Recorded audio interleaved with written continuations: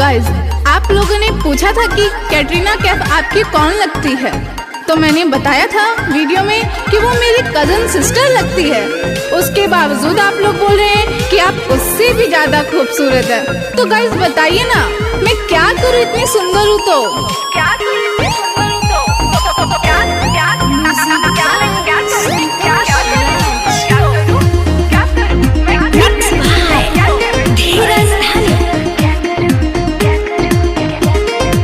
जब जब करेलू ओठा लाली रेड कलर के, देखेला सारा लोग तुके जी भर के। जब जब करेलू ओठा लाली रेड कलर के, देखेला सारा लोग तुके जी भर के। तुम ही बताओ मैं किस किस को मना करूं, तुम ही बताओ मैं किस किस को मना करूं। सुंदर हूँ क्या करूँ मैं, क्या करूँ मैं इतनी सुंदर हूँ, क्या करूँ मैं, क्या करूँ।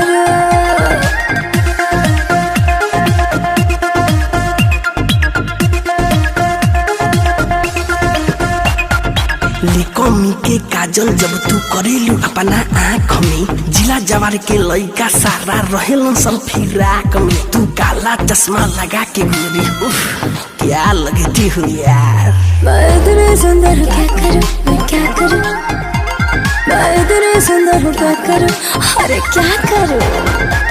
झूठों के टाइम वेस्ट करने दो हम पे, मरदा है जो लोग मरने दो हम पे।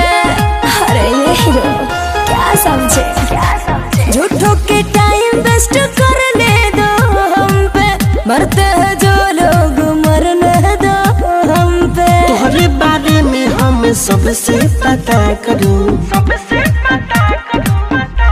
मैं इतनी सुंदर हूँ क्या करूँ मैं, क्या करूँ मैं इतनी सुंदर हूँ, क्या करूँ मैं, क्या करूँ।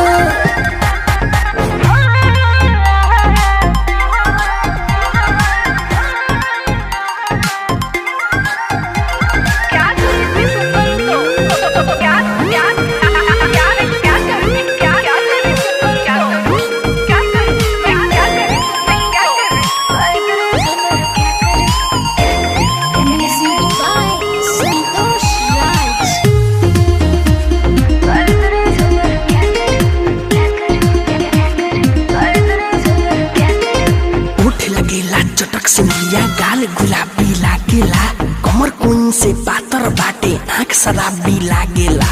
हम दादी अंगूरी दबा के जान लोगी क्या रे। मैं इतनी सुंदर हूँ क्या करूँ मैं, क्या करूँ मैं इतनी सुंदर हूँ, क्या करूँ मैं, क्या करूँ। अपना गलत फहमी दिल से निकालो, निर्मल जोगे से मिठू खुद को संभालो। अपना गलत फहमी दिल से निकालो, निर्मल जोगे से मिठू खुद को संभालो। तेरे पीछे मैं तो दिन भर घुमा करूं, मैं इतनी सुंदर हूँ क्या करूँ मैं, क्या करूँ मैं इतनी सुंदर हूँ, क्या करूँ मैं, क्या करूँ।